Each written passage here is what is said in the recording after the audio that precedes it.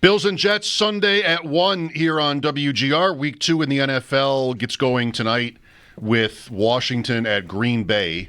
You ever open a website that has just so many pop-up things that it feels like your computer is dying from it? Yes, I work here. Yes. You mean it's ours? Just keep moving. That's happening to me right now on one of my favorite sites, but it's just like bam, bam, bam, bam, bam. And it's, in theory, it's safe for work. There are certain sites, I don't want to name them, that I use every day that are, if we're talking about another team, say, and I've got their depth chart open, I'm the whole time we're talking to Dan Leberfeld yesterday, I'm closing videos. Yeah. that are popping up and going. And they're not really causing me any harm. I can still see what I need to see, but just out of principle, I just get out of here. I don't want this right now. Right. Leave me alone. Well, I'm on the reference sites every 5 minutes, and there's always a video that starts, and I can't help but close it before I'm clicking the next thing. I'm already planning to go to the next page, but I still have to close that video first. Right. And then there it is again. Yeah. Joe Ostrowski with Sam Paniotovich. He hosts Bet Sweats on the BetMGM network, weekday mornings, 9 to noon our time. Joe, how was your week 1? Shout out to Dan Shonka and our lads. He's a good man. I love those depth charts. And also around draft time, Walter Football, another one. I'm like, wait, Sam, can you see me on the video right now? Because I've got 20 pop-ups right now because I pulled up the latest mock draft. Yeah, that's right. Hey, these people got to pay the bills. They got to keep the lights on. I understand. Yeah. I mean, as do we, I suppose. I took a shot at us too. So, equal opportunity offender. I am only fair. So, how week 1? Thumbs up.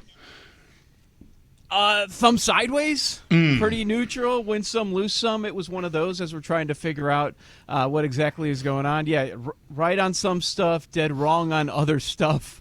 It was kind of funny when you're wrong on something. Let's be way wrong. Let's be way wrong on the Steelers Jets under. Yep. Stuff like that. They all count as one loss, so those you can kind of chalk as an L and keep your day moving and just sweat out Denver Broncos survivor picks all afternoon. Something I wasn't expecting to be doing. And Sean Payton losing his mind, Callahan losing his mind as well. Yeah. Yeah, that was the ironic thing about week 1 is that you couldn't lose in Survivor. It's the week when we know the least about who these teams are, but I was rooting against Denver because of that. It's, 12-10 in the third quarter maybe, but all the favorites, well, I don't know if they all won, Joe, but there were no traps, I guess I would say. Yeah, if you got knocked out this week, what are you doing? Why are you trying to be the smartest guy in the room? I was looking at the guys that were knocked out or the people, and it's like, really? You went with the Patriots? Right. Bears Monday night? Why? I don't understand what you were thinking. Right. But yeah, not too many spots. A lot of unders, a lower scoring week. I'm sure Mike in fantasy, that stood out as well. Like a number of quarterbacks way under 200 passing yards. So the unders went 12-4. Almost every over that hit was a primetime game. Of course, Sunday night, Monday night, Friday night with the Chiefs and Chargers. Those were three of the 4 overs that hit. So it was a low-scoring week to get things going. I guess that typically does happen. And favorites won. How about that? You're reminding me, I had the under on the Chiefs game, and I lost by 0.5 point. And the Dallas game was skyrocket. It was going to the moon, and it just shut down. It started raining. At 45, almost unprecedented for a game with that many points in the first half to not get to the over. So it was kind of a strange week in that way. Minnesota, Chicago, how did that game ever get to the over with how it looked for most of it? Right. What did you think of Bills Ravens, Joe? It was awesome, man. What's there to say? Yeah, I mean, it was phenomenal. I guess, yeah, Josh Allen proved he is the MVP. I guess you could make that argument. What it reminded me of was a question that you posed last week, and I'm sure it's something that you guys talked about all offseason, was how do we get to the Super Bowl and it's not one of these two teams? And you have Kansas City starting, and they end up losing. One of their key players goes down. The idea was that Worthy was going to be a big part of the offense, I believe. Missing multiple weapons again on the offensive side to start the season. and then you had that shootout and everything that occurred in that game. Like, how are you going to knock out probably both of those teams to get to the Super Bowl? That's where I went, guys. If you're looking for value, how are you going to knock down those top 2 to 3 quarterbacks in the AFC? It's going to be tough for those teams further down. So that was my first thought immediately. You didn't need so much to go your way, if we're being honest, but it all happened in those last 4 minutes. You did this morning make a really interesting case for Pittsburgh. Maybe not as a top-tier team or the answer to the last point, but as maybe a team that could have a good year. Yeah, as far as this week, I'm typically an underdog player. I'm looking for value on the team that is not expected to win. And around the key numbers, I find that. And this week, there's one favorite that I like, and it is Pittsburgh. What Rodgers are we going to see moving forward? I'm not quite sure, but I am going to bank on Tomlin and that defense bouncing back. And part of it is, for this week, I'm selling hard on Seattle. I'm selling hard on Sam Darnold going to a new situation. What they do last week, put up 13, 14 points in that game against San Francisco. So I'm looking at sample size, and I'm willing to buy on Pittsburgh this week. Going home, the Rodgers debut there, and I'm going to trust that defense. And Seattle has a good defense as well, but I expect the Steelers to take care of them. Yeah, I think that game is pretty interesting from the standpoint of the Seattle coach has a lot of familiarity with Pittsburgh, but not Pittsburgh with Rodgers, obviously, because he was never in the division while Rodgers was there. But the Jets, even though that game was 34-32, and Rodgers threw 4 touchdowns, the Jets did get to him. So I might expect Seattle to make some noise in the backfield on him. It really depends on how he holds up to it. Last week, he held up great.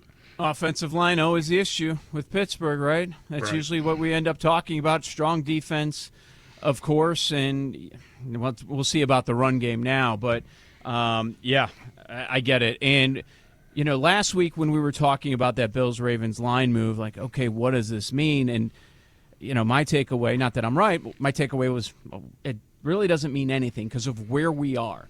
But I would say that is not the case this week, guys. When we look at the line movement with the Jets, it tells me a lot of stuff. Not only do we have a change from the look ahead when they reopen the numbers to where we are at this very moment. So the look ahead, it was 8.5. Mm-hmm. And there are a number of reasons that people are betting the Jets, and which I can get into. Some of it could be viewed as garbage, some not so much. And then it starts at 7, and then they bet on the Jets immediately. Then it goes down to 6.5, and that is where most of the betting market is. That matters because you went through the 7. You went through the second biggest key number, I'd say, for the most part, after 3, which is 7. And now you have Circus Sports is a big sports book in Vegas. They're known for taking big bets. If you're a sharp player, they will take. They have limits like every sports book, but it is much higher than just about any other sports book. Circa right now is at 5.5. Really? So they went through another kind of key number. You could call it a secondary key number, down to 5.5. So there is a lot of money coming in on the Jets. My first guess, traditional stuff like the divisional home dog. They're coming off a loss. The offense looked good. You have a possible letdown. It was an all-in game for the Bills. How are they going to rebound from that? So I think there are a lot of different reasons for it. But, yeah, the smart money, as they would call it, is on the Jets. Smart money doesn't win everything. They just win more than the other guys. Last 3 trips to the Jets have been close games for the Bills, and they've lost 2 of them, but they won last year by a field goal. So recent history, at least in that stadium, supports this. It's funny, like the Bills and Allen just completely own the Dolphins, but the Jet thing has been a little different. So it's been a little tougher for them. We'll see here. Joe Ostrowski with us on the Western Hotline. What do you like tonight? I like the Commanders.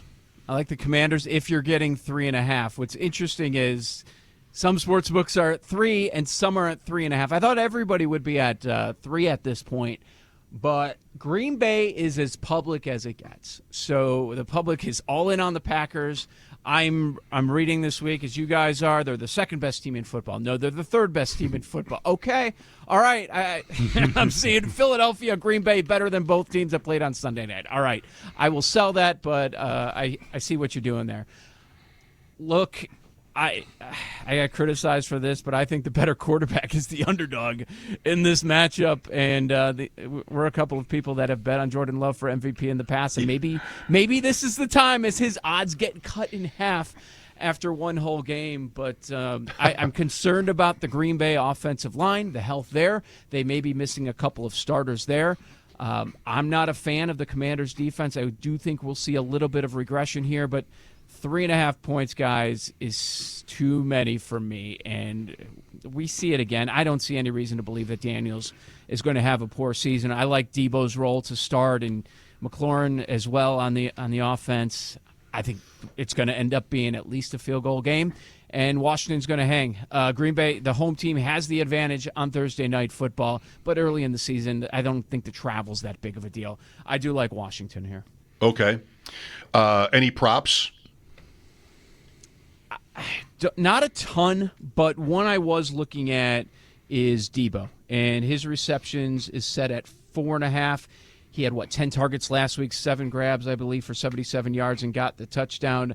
The nickelback, if any aspect of Green Bay's defense did not look good, it would be the nickel, and Debo was playing out of the slot a lot last week, so I think that would be a way for Washington to attack this Green Bay defense, as they're watching out for Micah Parsons and the rest of that fierce pass rush tonight. So get rid of the ball quickly. I think Debo's going to be involved once again. If we didn't already cover it earlier, I watched your segment, or at least a big part of the segment from today's show with your buddy Sam about survivor picks. Mm-hmm. And Pittsburgh was one that you liked, and I think was it Sam that likes Dallas? Just looking down the road at when there will be a better time to use either one of those teams plays into that, right? Yeah. So Sam's in with a group of guys in the Circa one, and he said they're going Buffalo. Like, that's what his partners want to do, and that's not my recommendation. That is not something that I would be doing, but I understand the idea that you think they're going to win. Let's just win, and we'll march on. It looks like, if you look at projected spreads for upcoming games, the Bills' point spread is likely to be the highest next week, in week 4, and in week number 5. So I would save Buffalo. There are going to be too many spots to go there. If you're in a small pool, my recommendation is just go the Ravens and move on. There's a reason it's the only game that is above 7 and it's above 10.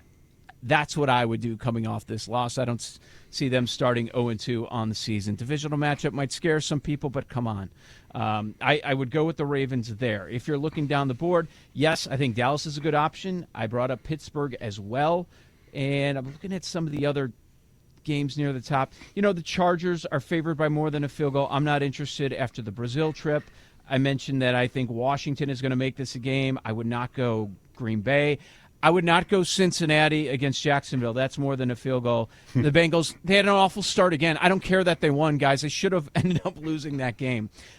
Arizona, a little dicey, but they're favored by 7 now. I don't love Kyler at home. That game scares me a little bit, but I think people are going a little too far. Oh, Bryce Young sucks. We're back to how he was in the beginning of last year. Right. And, this sounds strange when you look at the box score, but watching every snap of that game, I liked what I saw out of Cam Ward. I mean, they had, 7 first downs, 133 yards. Yep. I get it, but there were so many drops, and it was the worst possible spot on the road against probably the best defense in football. I know the Rams have a good defense, but he's coming home. I think he's going to get better as the season goes on and on. Maybe they end up hanging in that game, and it looks like the interior of that Rams offensive line is hobbled, so watch out for Simmons. So the Titans would actually scare me a little bit going home. Survivor is simply not where I do my best work. I feel like my process is which pick, if I lose, will I feel the least stupid about? That's it. 3-point favorite's a 3-point favorite. 7 is a 7. Like, I can read the numbers, but like you're great here, Joe. Like, you're going basically through all these games. Yeah, but this, yeah, but this. I know Trista likes the Rams, and rookie quarterback. Like, okay, but there's always a but, and it's just not where I do my best work. So we'll throw a dart here at somebody. I don't know. I feel like I don't know anything about the Lions right now. As ridiculous as that sounds. And Ben Johnson has had this game circled. I know people are laughing at the Bears with the way it ended on Monday night, but he's had this game circled, and they had no run game to speak of. That offense needs to go through the run. I get it. Goff at home. Not everyone, but most are expecting a bounce back. I don't feel comfortable taking the Lions at this point. I want a larger sample without Ben Johnson and without Aaron Glenn. Yeah, first couple times I glanced at the schedule, I wasn't really sure what to do. Then I watched this segment I mentioned with you and Sam this morning, and I decided Dallas. Because I've gone out in your thing, that I think 2 years now, or maybe, I think 2 years, real early. And I've never really, taken advice. I just sort of looked at it and just made my own pick, because I'm a man. And I thought, let me listen to the guys who know what the hell's going on here. And all right, I'm gonna tell, whether you guys are on Dallas or not. You suggested it as a credible idea. I'm like, yeah, all right, I'm doing it. Might be your last chance to go against Russ. Yeah. Right. Yeah, you said that on the show, and that stuck with me. This is also the game Detroit lost last year. Week 2 at home to Tampa, which probably murdered a lot of people in that survivor pool. Then they lost to the Bills in December. That was it. Okay, Joe, always a pleasure. Good luck this weekend. Thanks, guys. Enjoy it. Joe Ostrowski, Bet Sweats, weekday mornings on the Bet 1520 and the Odyssey app, 9 to noon, also on YouTube.